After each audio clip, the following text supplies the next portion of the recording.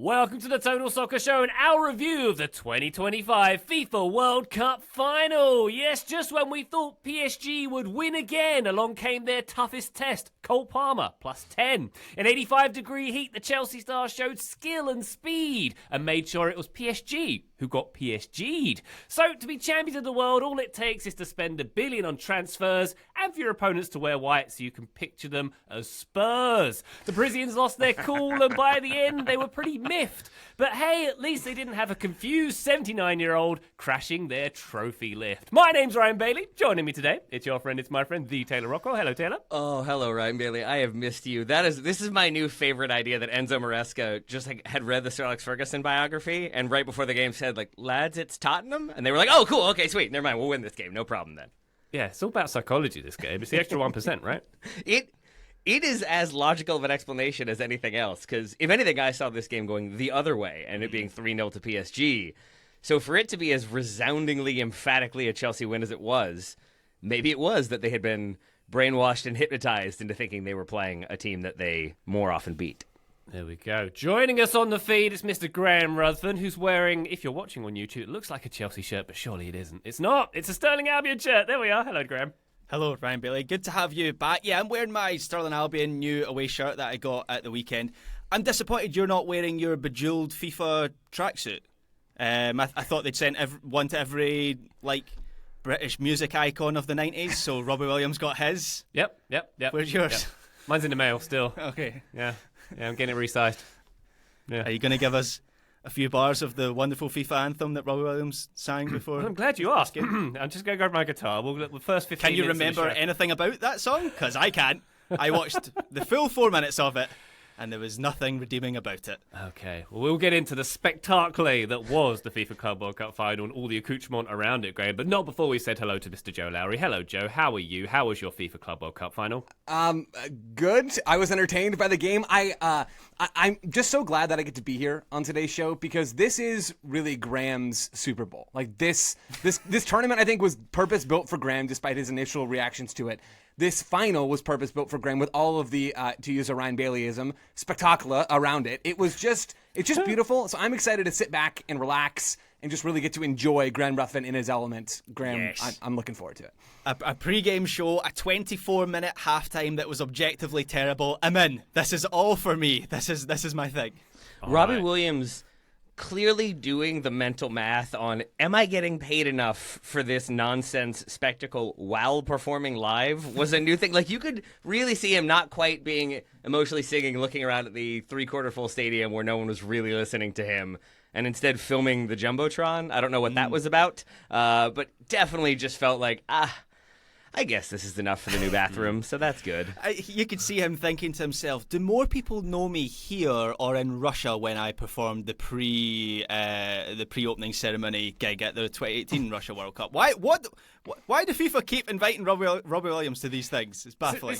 I guarantee you at least 10 different conversations were had in that stadium about, wait, is he a Backstreet Boy or is he an NSYNC? I forget which one he is. I don't really know. He's one of them. He's wearing that tracksuit. He's got to be one of them. This is a good point. I was going to ask this to the group because is he like one of those names who's got the most broad international appeal? Because I assumed it's someone like Chris Martin. Obviously, he was involved in the theatrics of this thing as well. Because Chris Martin doesn't seem to belong to any state anymore. His accent is just international. So he's just like the most perfect person for this kind of event. But Robbie Williams, wherever there's injustice, that's where Chris Martin shows up to right that wrong musically, of course. He's like the musical Gianni Infantino, basically. Oh wow. So what's Robbie Williams? You've just ruined Coldplay for me there, Graham. Thank you very much. That hadn't Coldplay already been done for you. Yeah, thank you. Oh dear. All right, let's move on swiftly, or maybe we won't. Patreon.com/Total Soccer Show if you'd like to support this endeavour. By the way, we'll be talking about many things soccer, including a quiz that's coming up on the feed very shortly. Indeed, we love our quizzes. Join us on there. Patreon.com/Total Soccer Show. Bonus episodes, bonus videos, and access to our Discord server. All the cool kids, where are they? They're hanging out there in the Discord. Come join us there. Patreon.com/Total Soccer Show. Obviously, we're going to be talking all about the game in this one. It was, as stated, 3-0 to PSG at MetLife Stadium, which I think we can all agree is just a warm-up event for the Oasis shows that are happening there on Labor Day weekend, right? This was just like sort of a precursor to that event. So we have Cole Palmer scoring, opening the scoring, and then doing the same thing almost exactly again to make it 2-0. Joao Pedro wrapping it up with a nice Cole Palmer assist in this one. But so Graham, let's get to the pre-game and the halftime show. Let's get that stuff out of the way. Did it make you feel a bit like, I know this is the tournament for you, and it was designed for the Graham Ruthvens of this world, but did it make you feel like you needed a shower at all after watching all of this? I mean, certainly the post-match stuff, where there was a scene where Infantino, Trump, Todd Boehly and Al Khalifa walked out, who the PSG chairman / owner walked out as a group for the trophy presentation. I did think to myself, why is that like soccer in 2025? Yeah, there was some grubbiness to the post-match stuff, which, look, that's on brand for this entire tournament, which has been bought and paid for by Saudi Arabia, so not surprising at all. Gianni Infantino, before this final, held his pre-match press conference, because of course he needed a pre-match press conference, at Trump Tower, where apparently FIFA are opening an office or have already opened an office. So that alignment has already, I mean, that trophy's been sitting in the Oval Office for the last 6 months, so that alignment had already been established. There were some objectively funny bits, like Cole Palmer asking why Trump was standing in the middle of the trophy lift. He clearly had never seen a trophy lift in his life, or one like that. But yeah, the post-match stuff left a bitter taste in the mouth, you might say. But FIFA have done this stuff before with the Qatar World Cup, where they put Messi in the Bisht Garmin and had the King of Qatar or whoever it was, and Putin, I think, was involved in the 2018 World Cup trophy presentation. So this is a thing that FIFA likes to do. None of that makes me feel any better about having watched it, though. Yeah, with Putin, he only gave half of the trophy, claiming the other half was legally Russia's and historically as well. Trump pocketing a winner's medal is so ridiculously on brand. Like, I assume they allowed betting odds on that one, and I would have taken it if I'd seen them, because that felt like exactly something I thought he would do, and he did. So I guess fair play, but Cole Palmer's reaction was still the highlight of the match for me. I mean, did he literally do that? Did he, or did he, it's like, No, he got a medal. Casado not got a medal? Did he take it off? No, I was just going to say, there's players in the second Chelsea dressing room at Stamford Bridge, like Mary Hutchinson doesn't even get a paycheck. Trump's getting a medal. Yes, Ryan, he really did that. Wow, that's amazing. Yes, and also refused to leave the stage so that celebrations could happen. Yeah, he was just doing what he felt like doing, which is par for the course. I did see the image of Trump presenting Cole Palmer with the Player of the Tournament award. I just want to imagine the conversation between those two, neither understanding one another. Two of the greatest minds in the Western Hemisphere just coming together in one spot. What a magical moment. I mean, Cole Palmer was like, wow, the guy from Home Alone 2. And Trump was like, wow, Macaulay Culkin. Dude, I gotta say, I already loved Cole Palmer. I love him that much more for that moment when he is clearly saying, like, get him off the stage. Like, we've got celebrating to do, and just does not care who it is or what is happening. Is just sort of about, like, we scored a bunch of goals. I want to celebrate, and I want to drink some champagne. Let's get this thing going. Credit to him. And that they did. Conference League winners 3, Champions League winners 0 in this one. Chelsea earning $120 million apparently for this run. Congrats to them on that, making a nice dent in. I don't know, do they even keep track of what goes in and out of Chelsea these days? Who knows? They'll sell themselves another hotel if they're in trouble. Perennial underdogs in finals, it seems Chelsea are.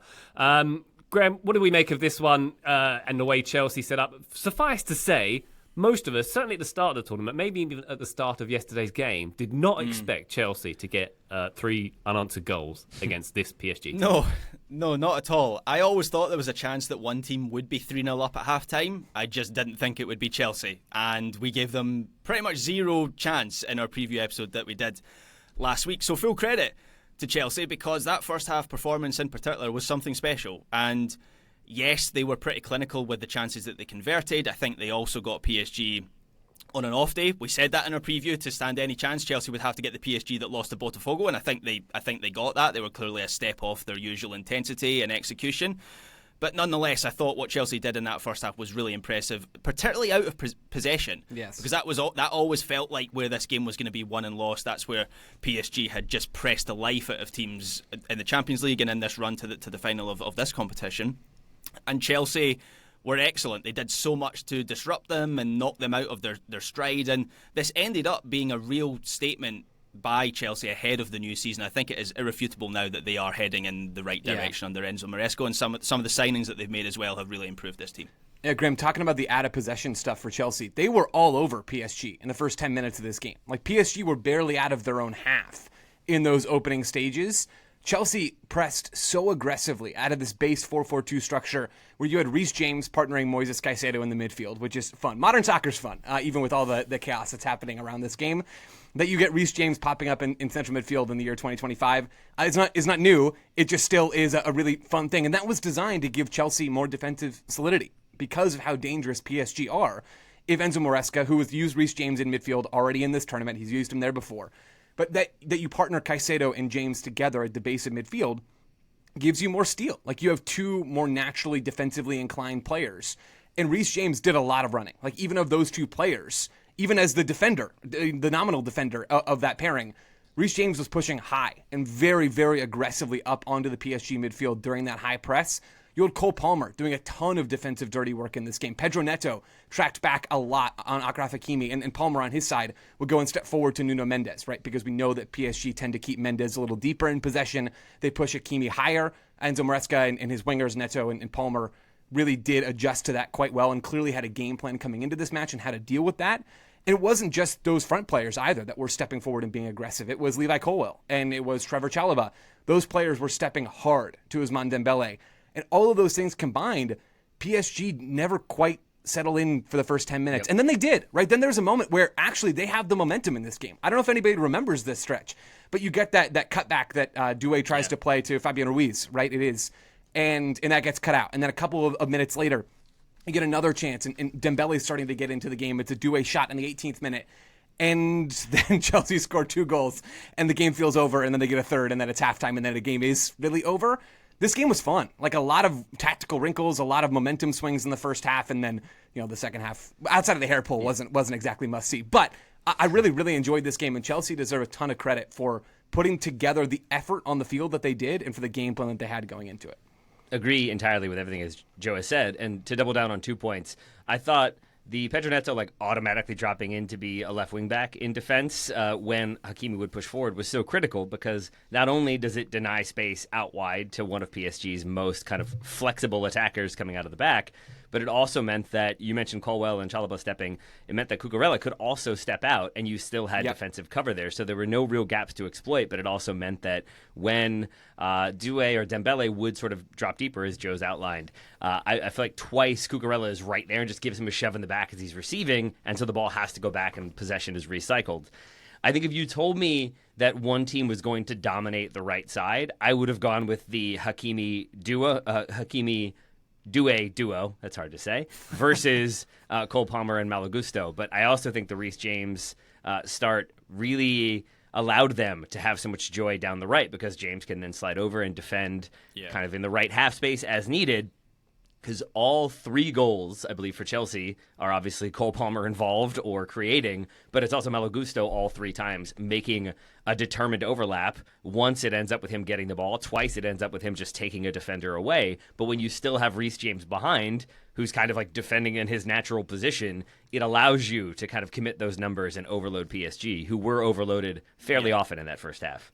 I mean, that side was a bloodbath for PSG. I haven't seen Nuno Mendes have a harder game than that. Like, maybe ever, but certainly all season. What was he doing? And I know that sounds like I'm not trying to be like overly critical there, but like Vitinha is so often the left center back that it felt like a design thing was to have Nuno Mendes push forward at times, but it left him sort of unable to defend. Obviously, it left Vitinha in a situation where he's trying to play left center back, and I don't think of him as being a particularly good defender. I did not understand what PSG were attempting to do. Well, one thing we should mention is William Pacho was suspended for this game, and I think he is such a crucial part of his physicality and coming over. He basically can do 2 jobs for PSG in that sort of defensive transition state that Chelsea kept on exploiting. in this game. So not having him in the team, just from a personnel point of view, that might seem rudimentary, but I think it robbed PSG of something in that back line. But I think the third goal was the perfect illustration of the issues that PSG were having in that area, because the first two goals, I think that certainly the first one is just a duel where Chelsea were going direct into that area time and time again. I think actually Mendes for the first goal wins the header but then loses the space, and it's Cole Palmer who bursts into that space. The second one, Mendes is completely vacant and Chelsea exploit that area. The third one is at the point where PSG are just completely scrambled, where Gusto is making one of those overlapping runs that you mentioned there, Taylor. He's pinning Mendes, so Mendes feels like he can't then press to Palmer. Palmer has so much space. Vitinha's in the back line because I think it's Beraldo, right, that starts alongside... Yes. He starts as the Pacho replacement. He's having such a tough time that Vitinha feels he has to be in that back line. Nobody goes to Palmer, and in that situation, Joao Pedro still manages to slash across the back line and make a run in behind. PSG were just... They were like playing whack-a-mole but missing every single time, and towards the end of the first half it just became a mess of a game for them. And credit to Chelsea, they continually...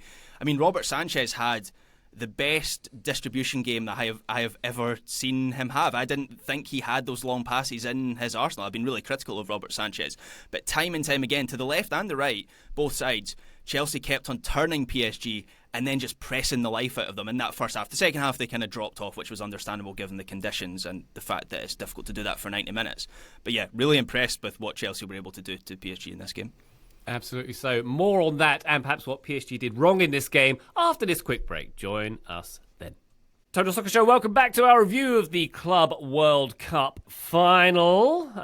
If you're interested, Taylor, I was speaking to a Chelsea fan who attended both the semi-final and the final. They paid, I believe, $14 for their semi-final ticket. The final tickets, they started at $400. So a couple of games, a few days apart at the same venue.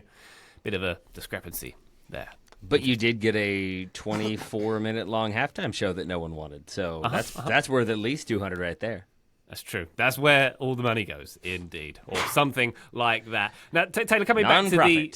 FIFA is a non-profit. Anyway, yes, Ryan? Yeah. They still need the Scrooge McDuck vault to dive into occasionally, though, of course. Anyway.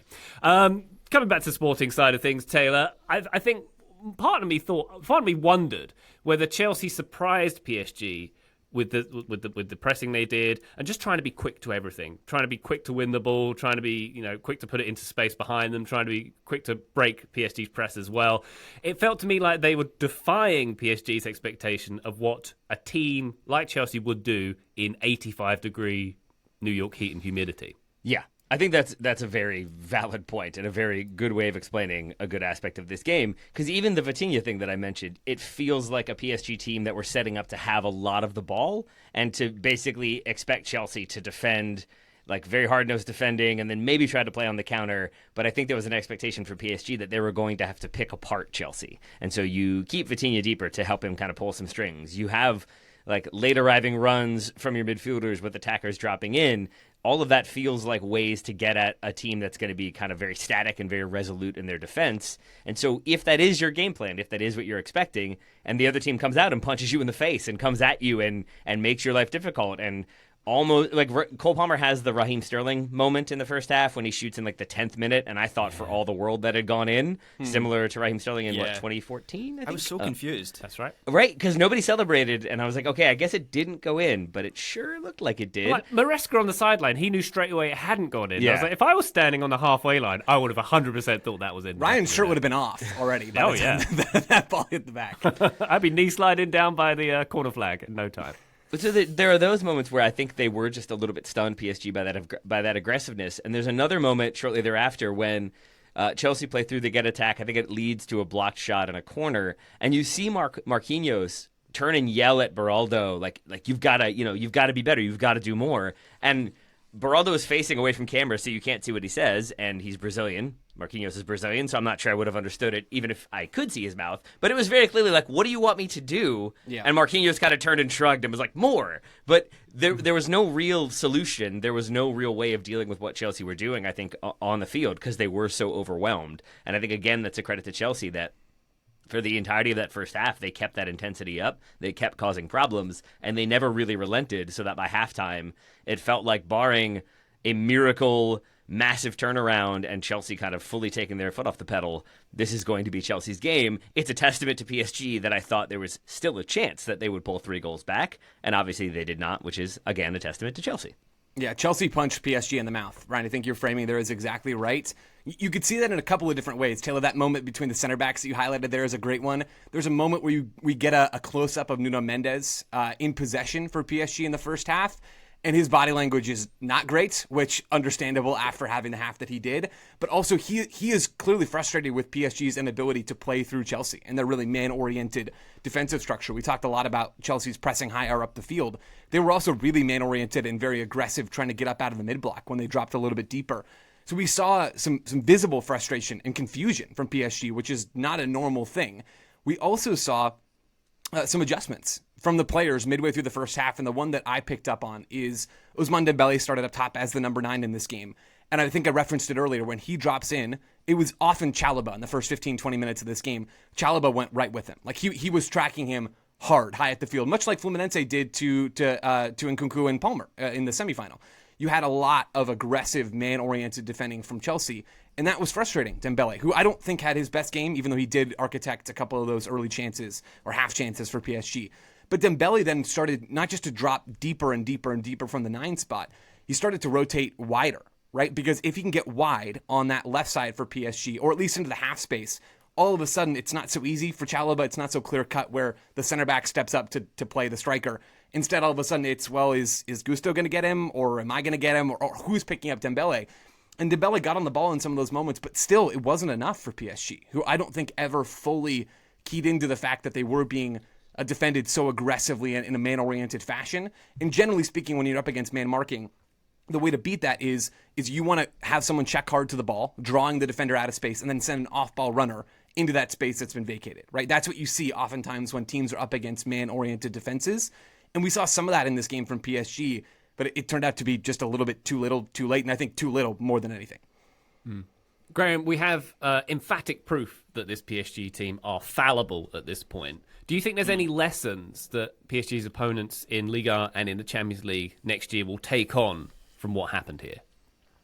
I think if you have the physicality to do so, we've got enough evidence now that, and it's always Premier League teams, or in this since the turn of the year, it's been 3 Premier League teams, actually 4 Premier League teams that have been able to do this, where, you know, the logic is Premier League teams have the physicality to match PSG.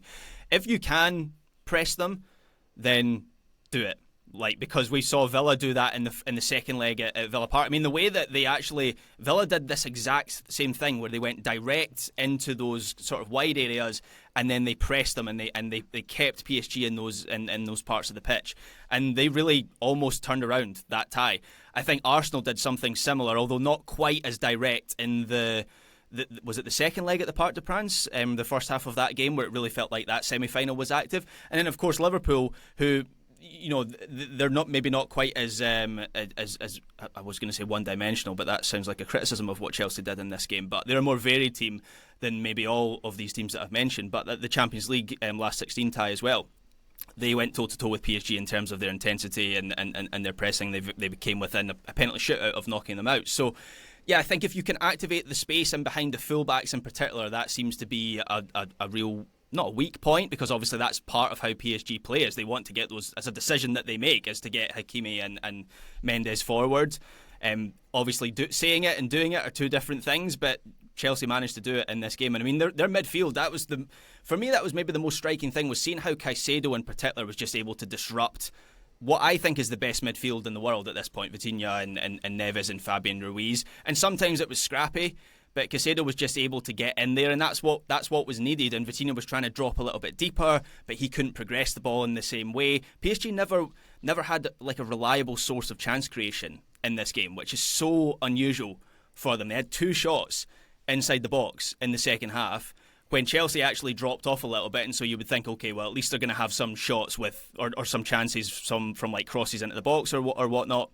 But actually, Chelsea bring on Liam Delap for that second half. It felt like they still carried more of a threat because they could get Delap to stride into open space, and he forces a couple really good saves from Donnarumma that could have made it 4-0 in this game. So even when PSG, the game state seemed to be in their favour, Chelsea were able to counter them quite literally with bringing Delap off the bench.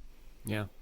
Taylor, obviously, Cole Palmer, my beautiful boy, who must be protected at all costs, had a fantastic game in this one. Anyone else who want to spotlight for individual performances? I mean, obviously Sanchez, we could say, made some good saves and had great distribution, as covered already. And maybe Gusto had a great game, I thought. Yeah, I think all of those are fair. I want to double down on everything that's been said about Cole Palmer, because I often make fun of him more so than talk about him. And I will talk about him now because Joe already said it. His defensive work rate was excellent. Yeah. He tracks back so well. He wins the ball. He has just nuisance tackles and just nuisance pressure that I think caused different disruptions. But then he's also so alive to opportunity, so quick to play on the turn and attack with the ball at his feet or make runs in behind. Has a bit more speed and a bit more grit than I think I realized. Certainly the grit part where he is just kind of bodying people off the ball but then still playing perfectly weighted through balls for players to score. I thought he was truly exceptional, and it makes me really excited to watch what he can do with this Chelsea team this coming season. Same for Malo Gusto, who I've always thought was good from his FIFA career mode days when he was a fullback you could sign for his blistering speed, if not his end product. I thought he was great in this game on both sides of the ball, and that he picks up a yellow card in the first half, but continues to play with the same level of intensity and tenacity and makes it through the whole game is a testament to his sort of discipline and awareness. And to go 3 for 3 on names that have already been said, Robert Sanchez is one who I assumed was just going to be sold. I assumed was not going to be the starter for them anymore, Chelsea.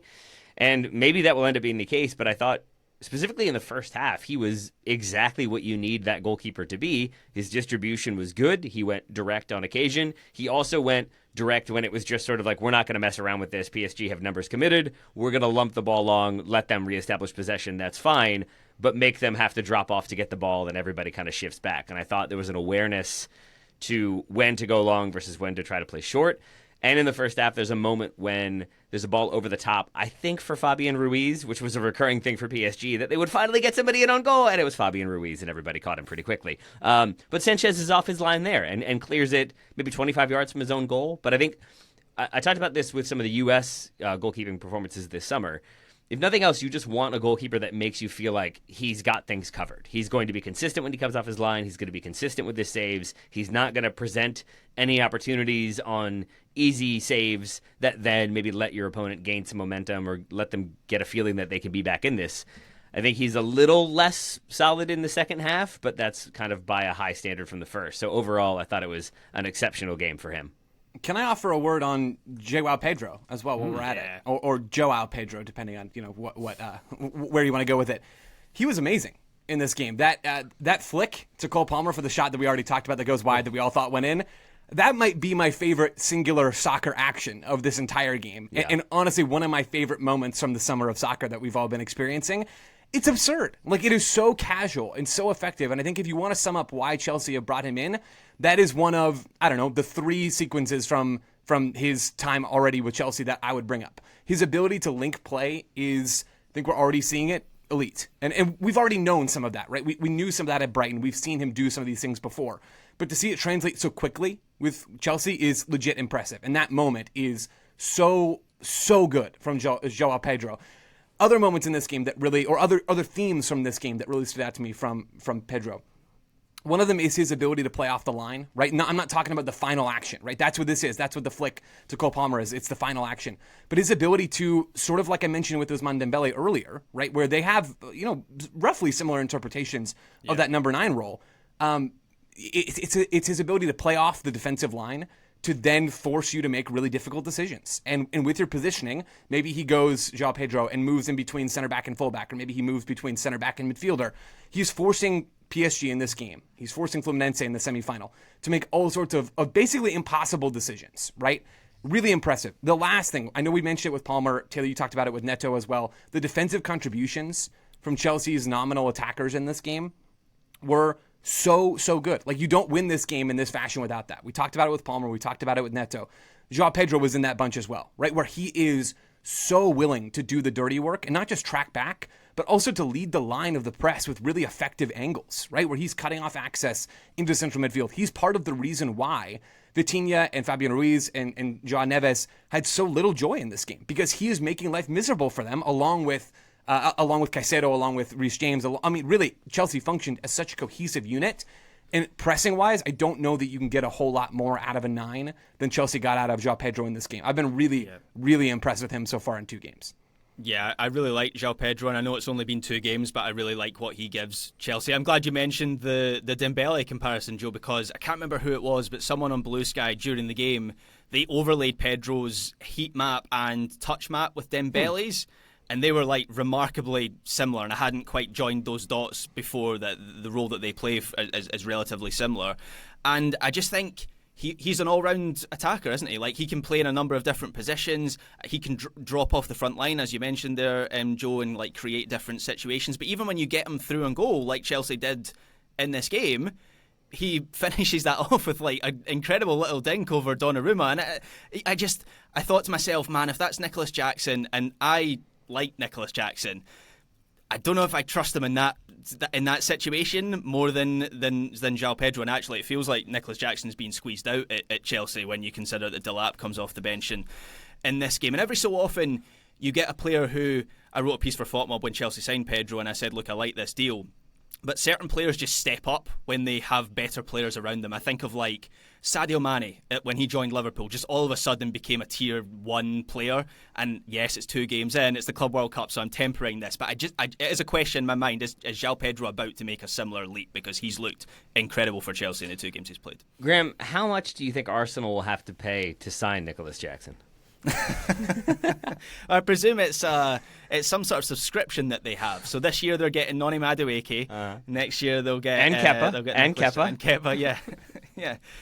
They're pressing Chelsea hard to buy that subscription as much as DAZN pressed us all during this tournament to pay the £10. And neither will work. There we go. Yeah. Wonderful. Good stuff. Joao Pedro, I think on the commentary, Joe, they said he was on the beach a couple of weeks ago. So it's interesting that he's come in during this tournament. He plays 2 days after he signed in the quarterfinals and can come in and have this much impact. Is this telling us that coaching is negligible in these circumstances? I mean, you're preaching to the choir on that one, so I don't even need to really move the ball down the field there. I think FIFA are looking at bringing in players off the beach midway through the tournament as like, yeah, we can play soccer year-round. Like, there's just infinite soccer players on infinite beaches. We don't need to let players rest. They'll figure out, we'll pull more players out of the couch cushions. We can run all these tournaments we want. The new Club World Cup in 2029 will be 64 teams, for sure. That's the real takeaway here. Graham, I think you had a point about this last week, which is basically that, like, if ever there were evidence that people need a rest, it's a player who had a rest on the beach coming in and just looking exceptional. Maybe that's a sign that, like, the next Club World Cup, we could break it into like 2 different squads. So you send your first squad for the group stage, then you get to replace a bunch of them for the knockout round. So everybody gets a little rest. I think Joe might have made that point, but I subscribe to it as well. Like, maybe teams are sending, as part of their pre-tournament regime, like their routine, they're sending them to like Ocean Beach in Ibiza. Right, go and be buddies with Wayne Lineker for a couple of weeks, and then we'll call you back in, and you can win the final for us. I hope it wasn't Brighton Beach. I hope he actually went to a nice one. Yeah, a Scottish beach. Oh wow, I didn't know that was a thing. Oxymoron, we call that. Let's take one more quick cold break. And angry. And somehow also deep fried? I don't know. Yeah. Sounds good to me. Deep fried sand, you'll love it. Ryan, did you want to take a break? Should we Is keep that okay? talking over you? Yeah. Yeah. Taylor, Graham, what do we think? Yeah. Nah, it's fine. Good. All right, if we have quorum on that one, we'll take a quick I've got a break. couple When things we to say. come back, we'll talk more about this tournament and what's ahead for the Club World Cup. Join us then. Total Soccer Show, welcome back to our FIFA Club World Cup preview. I've got a big question for you, Taylor Rockwell.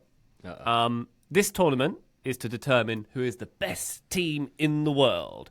Are Chelsea the best team in the world? And if not, how close are they to being the best team in the world? It's a really good question. I mean, I think on the standard of, I thought PSG were the best team in the world coming into this game. That's what makes this difficult. And you beat them. Like, yes, on the day, I still think I have more faith in PSG, certainly to win their league. But I would expect, if you're asking me now who's going to win the Champions League next season, I feel most comfortable in PSG. with the caveat that like this game makes me think Chelsea are going to be certainly in the top 4, certainly in the title conversation in the preseason at the very least. But I think Graham and maybe Joe, since I'm just misattributing credit wherever I can, was making the argument that this feels like this tournament has felt like Chelsea kind of figuring some things out, getting their next evolution. I think it's been very clear that Enzo Maresca is in control and understands this squad. And this game was a great example of that for all the reasons we've already talked about.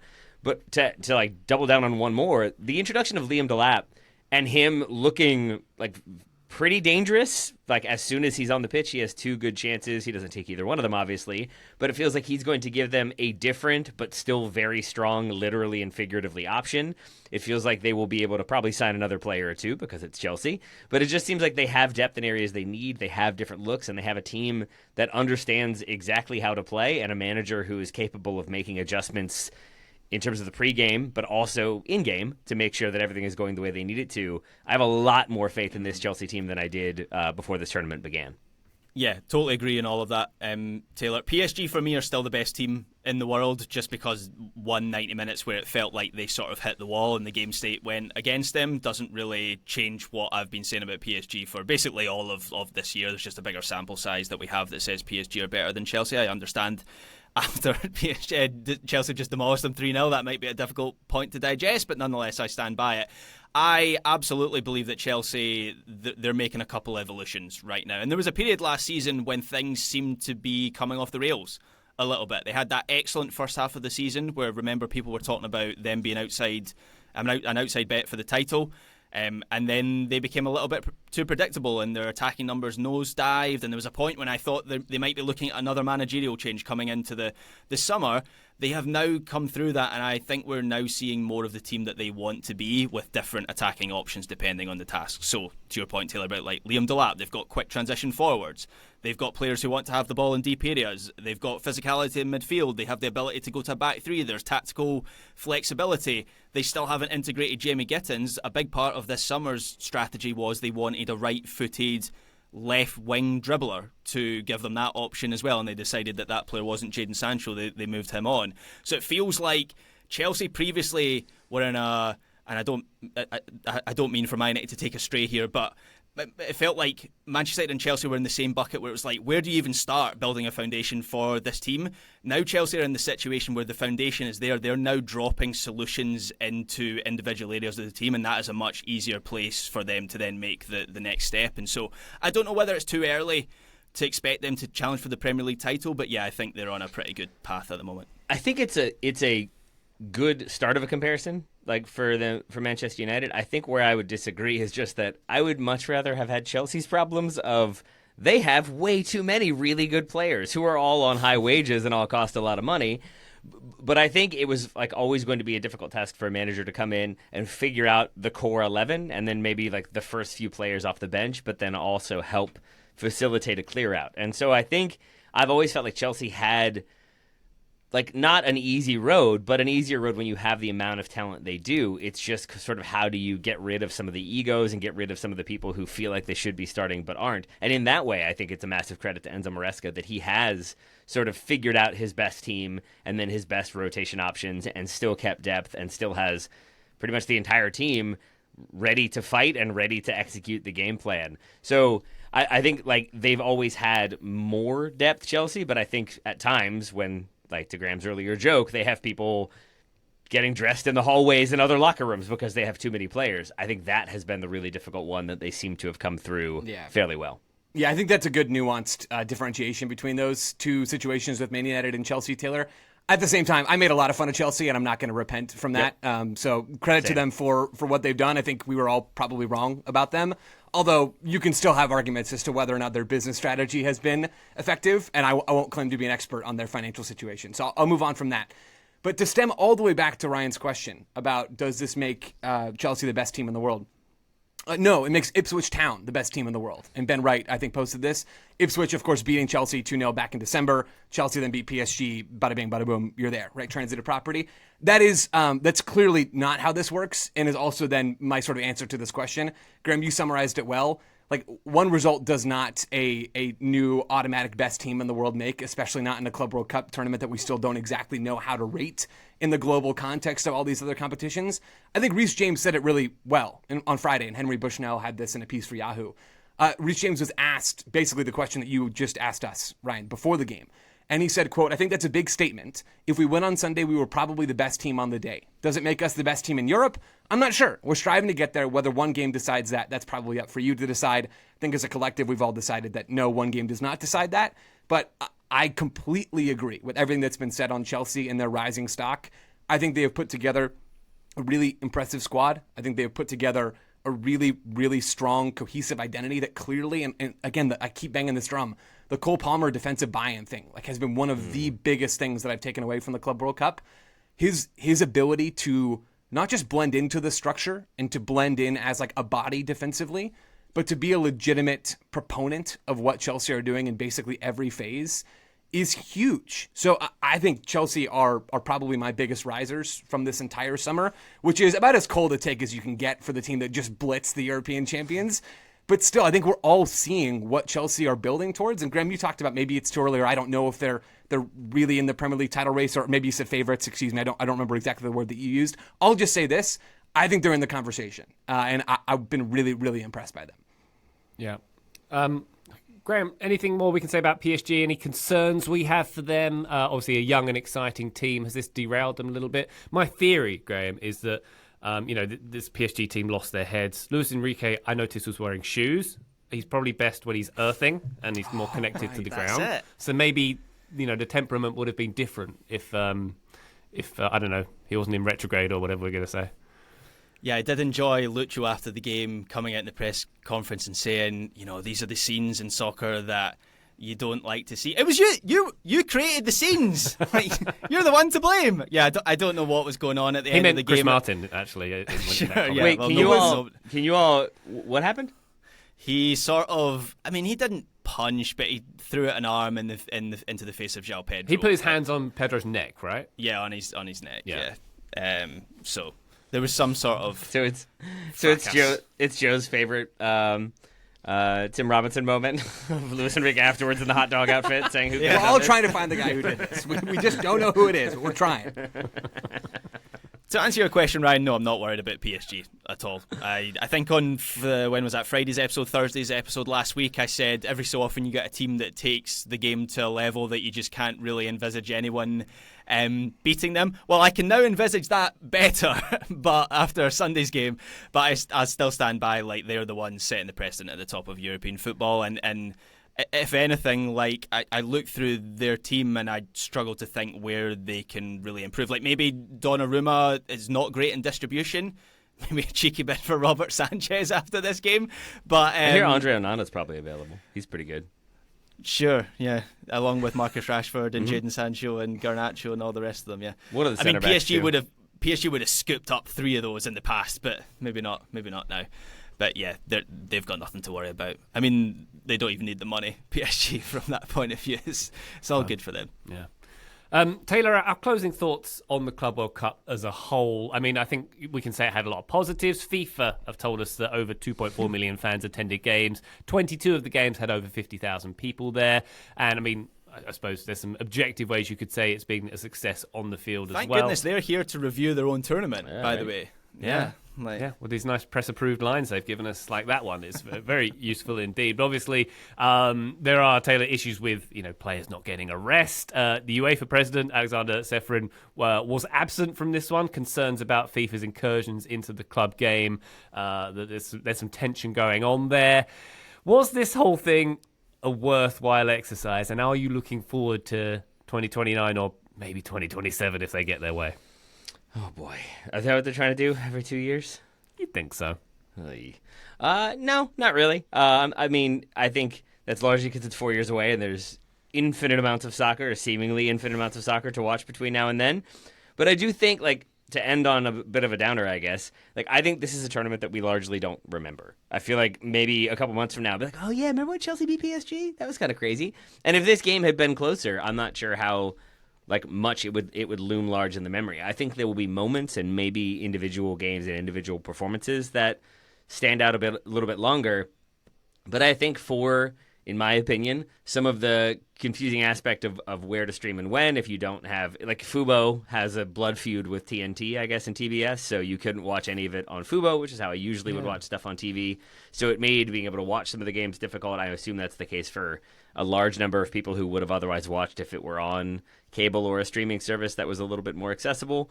That's a very first world problem, I know, but I think it speaks to a general, like, I don't feel like we got that sort of everybody was excited for the Club World Cup final and it gained momentum and enthusiasm the way we do for maybe other bigger tournaments. Like, honestly, even the Gold Cup, I feel like by the Gold Cup final with USA Mexico, it's a sellout crowd. I think there is more general interest in that game, as crazy as that might be to say.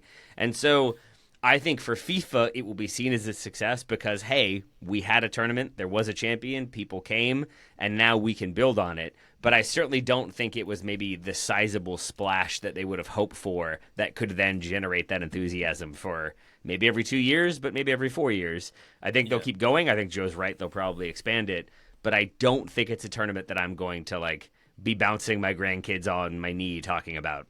Hopefully not anytime soon. Yeah. I mean, I broadly enjoyed it.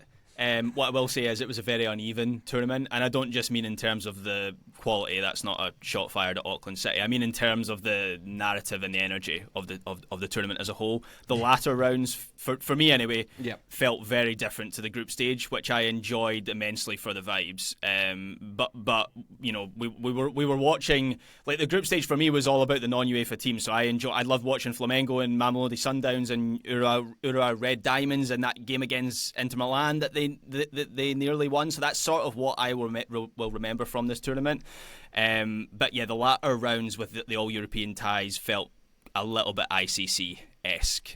But I do think there's a core purpose with this tournament that could be built on for the next one in 2029. So I do think it is worth something, while acknowledging all the grubbiness that went with it as well. I almost entirely echo Graham's thoughts there. I had a great time during the group stage, while recognizing that I am sort of talking out of both sides of my mouth here, because I do think that the increasingly everly crowded soccer calendar is a bit of a problem for players, and I have a lot of sympathy for that. As a consumer, I had a good time during most of this tournament, but the shift, Graham, that you're talking about between the group stage and the knockouts, I felt as well. We have to acknowledge that is a shift that happens in every tournament, right? Where the group stage, I think maybe we would all agree, I guess maybe I'm not entirely sure. I think the group stage is the best part of every tournament, right? You have games going on all the time. It's fun. It feels like summer, regardless of whether it's a Winter World Cup or not. Like those are the best times to be a soccer fan. So I think every tournament is going to deal with that natural decrescendo as you get deeper and deeper, and you hope you build up some more energy for later on in the tournament because those games do really matter. I think what lacked in the Club World Cup as we got deeper is a feeling that those games really did matter, right? We know there's money on the line. We know that players want to win stuff. You could see the competitiveness in this game. Like there were dogfights out there on the field in this final. So I don't doubt that players wanted to win because they're professional athletes who want to win everything regardless of whether it's their sport or not, right? But I don't think that the inevitability of this tournament, of the all-European matchups as you get deeper and deeper, is a good thing. Like, it is certainly a flaw in this tournament. I don't think it is a fixable flaw outside of completely rewriting the format, and that comes with its own set of challenges. Yeah. I think from my perspective, they've done enough with this tournament to show that the format works and that they can continue doing it.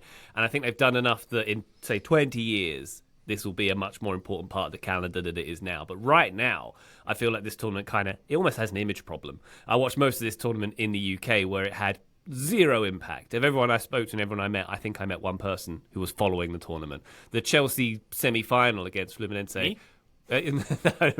One other person. The semi-final wasn't on TV of a Club World Cup that's purporting to be the biggest tournament in domestic soccer. Yeah. So, I mean, I think they had a bigger cultural impact in the US, actually, because it's here. That makes much more sense. And I think, 22 games with over 50,000 people, there's not many other nations that could have done that for the first tournament. So, as I say, that's a barometer of success for this thing. And I think the roadmap is there for this tournament to be something more than it is now. But I think I also agree with Taylor in that it's not one that we're going to be bouncing the grandkids on the knee. The summer of 25, do you remember? When Cole Palmer and Trump had a 1 chat. month from now, if I asked you all, did Juventus play in this tournament? Do you think you will be able to give me a confident answer? Yes, while also recognizing that the point you're making, Taylor, is super valid. The problem that I have with that line of questioning is I have the exact same problem with World Cups. Forget Fair. Club World Cup. My memory for a tournament, my memory period for this sport that has soccer happening all the time is like negative. So, yeah, I guess Graham is the real test case here. Maybe Graham and Ryan got to be the guinea pigs for this. Yeah, Mamelodi Sundowns, they'll live on in my memory, that 4-3 game against Dortmund. I also... Oh, go ahead, Taylor. I was going to say, I know like the water cooler is an esoteric thing that I don't believe exists anymore, but the idea of like a water cooler conversation around a collective shared experience, like I have had more general conversations with neighbors and friends about the Gold Cup than I have the Club World Cup. And I think that is always just a weird barometer for me of like, is there that groundswell of interest? Are people sort of following it? My mom read the Athletics piece about the game today. I was very surprised by that. She's one of the few people who's mentioned the Club World Cup, other than to say, like, there's a World Cup, but it's not a World Cup. Can you explain it? Like, I don't think there's been that level of interest that you usually see as a tournament goes on. And I think some of that is formatting and length of the tournament and the times of the kickoffs and lots of different things. So maybe they will end up kind of fine-tuning and figuring it out, or maybe they'll end up expanding it and making it even more bloated. I know which one I would bank for. Same here. Although I was sort of tongue-in-cheek with they're going to make it 64 teams, but also not. Like, we can't, the tongue cannot fully enter the cheek. It'll be 48. On that sort of thing. Yeah, it'll be 48, and then we'll do 64. Two things. The first, Ryan, you're talking about not really encountering people in the UK who are interested in this tournament. And Taylor, same for you here in the US, where Gold Cup was trumping the Club World Cup. Maybe a poor verb on today's show. Literally. I do think, first of all, on Ryan's point about the UK, I think the UK is probably, of the nation with teams at this tournament, the country that will care about it the least naturally, because they have the best club soccer offering, right, outside of the Champions League. But even then, they're always involved in the Champions League. They don't need the Club World Cup. Like, UEFA doesn't want the Club World Cup. There are all these things that take the soccer power out of Europe and out of England, which is where it rests right now. So I think people in the UK are going to be naturally disposed towards not paying attention to the Club World Cup because they can afford to be snobbish about it. Compare that with folks in Brazil who went crazy for this tournament. Crazy for this. This was night and day, right? Where England is probably on one end of that equation and New Zealand and South Africa and Brazil, like, they're on the other side. And the U.S. is maybe somewhere in the middle, but frankly, Taylor, maybe closer to England in all this, because we talk about the USMNT phenomenon and the U.S. women's national team phenomenon in the United States. The national teams matter here more than the club teams do, and that is a direct result of the club game being far newer here than it is basically anywhere else around the world and being so fractured at the same time, where it does not surprise me whatsoever. In fact, I would have been shocked if it wasn't this case, that the USMNT's games this summer were popping up in more of your soccer conversations, Taylor, than the Club World Cup games, because I don't imagine you're pals with a bunch of Miami, Seattle, or LAFC fans, right? Like, that is just not, it's not going to resonate the same way here as it is in Brazil. So I just wanted to add that because I think those examples are real. I don't doubt them at all, and I think those are real challenges for FIFA if they want to continue this tournament to try and break deeper into those things. But those are also probably maybe two of the worst markets for like widespread interest in the Club World Cup. That's the first thing. The second thing is I do have an idea for how to change this tournament, and I want to get genuine feedback from all of you. Cancel it. That's an option. Certainly would change it. What if you just don't invite UEFA? Would that make this tournament more fun? If instead of having however many spots they got, 12, or it was 12, right? Instead of having the 12 European teams for this competition, you split that up and you get another couple of South American teams, another couple of CONCACAF teams, another couple of CAF teams, and you just do it all the way around. Graham, would that catch your interest more, or do you think that does more harm than good? I don't know how to answer. Would it catch my interest more? Because I guess just having like your PSGs and Bayerns and whoever there on some level, like, I want to watch those games. I think it would work if they just leaned into the fact that this is like a rest of the world cup, rather than trying to pretend like, here's the Club World Cup, and what? These teams aren't here, but these are the best teams in the world. Like, because that has been the branding for this competition, has been, here are the best teams in the world. This is the competition to be the world champion. And even in this format, that hasn't really worked because, like, you know, Liverpool are sitting at home watching this game or this final, and Barcelona are as well. It would work even less if none of the UEFA teams were there. So yeah, just fully lean into the rest of the World Cup and I would be on board with that, but I would be the one person in the UK that Ryan was talking about watching this watching this competition, because there just would be like no impact over here. Yeah. I'm not sure they would get 22 matches with over 50,000 people attending if they didn't have UEFA teams here as well. Maybe there's Talk to the that's a Brazilians, fair man. point. I don't know. Does that take the carrot away for those non-UEFA teams? Yeah, like that's- Flamengo yeah, beat fair. Chelsea in this competition, which like clearly meant a lot to them. So is that why you get, I don't know what, 30,000 Palmeiras fans turning up to a game against Porto? Is because it is an opportunity to beat a UEFA team, a European team. So yeah, that's fair. My final point I make about this tournament is, if I were king, and hopefully I will be one day, I would sort out the broadcast situation for the next tournament here, because if you want to get more fans engaged and involved in this tournament, you need fewer barriers to entry to actually watch it. I watched most of this tournament in the UK, where I did the thing where you download the app and you can get it to work on your TV. I couldn't even get it to work to watch the final here. I had to watch it on my phone because maybe it was to do different countries and registering and whatnot. But the point being, it's not, if it's not like on an actual thing that I can find on Fubo, like Taylor's saying, to watch, and you have to go through 3 menus where it's trying to upsell you on DAZN plans before you get to the free bit. That was ridiculous. I do kind of disagree. I mean, look, different experiences. I don't know what brand your TV is, but like I found it very easy to get the DAZN app to work. But the constant upselling of the premium subscription and whatever Jake Paul fight they had on in a few weeks' time was ridiculous. Like that was pretty extreme. It could have been smoother, I suppose. And so when you look up where the games are being shown, it's DAZN. If I'm the average American sports fan, I'm like, okay, what? How do I make that come on my TV box? And to answer your question, Graham, I've got a cathode ray TV from the 1940s where the remote control's connected by a wire, so maybe that was my problem. That was your issue right there. Yeah. Okay. Like, do you think, like, what percentage of people who are interested in this tournament, this is already a bad question, but like, even from a basic optics standpoint of, if you hear that the tournament is being broadcast on DAZN, and you then go look for DAZN and you cannot find it, but there's only DAZN, like, wouldn't that also be sort of confusing? Like, I don't, there's just little stuff like that. And also cutting to commercials whenever there's a substitution and in the middle of a game really made my blood start to boil just a little bit. We're getting out of the zone, if anything, weren't they? Eh? The marketing logic on that, right, is to make people feel like they're part of the club. Ryan, as a marketing person, that's the purpose, right? Like, people feel like there's some sort of ownership of like, it's not DAZN, it's DAZN. But when you're trying to market yourself as a mass media company, like, yes, counterproductive, ridiculous, dude. Need to learn a lesson from our friends at HBO or HBO Max or whichever they've changed their name to this week. And then changed back so that you have 2 different apps and it's a crapshoot as to which one is the one that works and which one is the one that doesn't work for reasons. It's great. They're doing awesome. Way to take an established brand and run that one right to the ground. That's right. The modern broadcast and entertainment landscape is fun. That's what we're learning from this experience. And that is your review of the FIFA Club World Cup. Listener, thank you very much for joining us on this endeavour. Taylor Rockwell, thank you very much for your expertise as always, sir.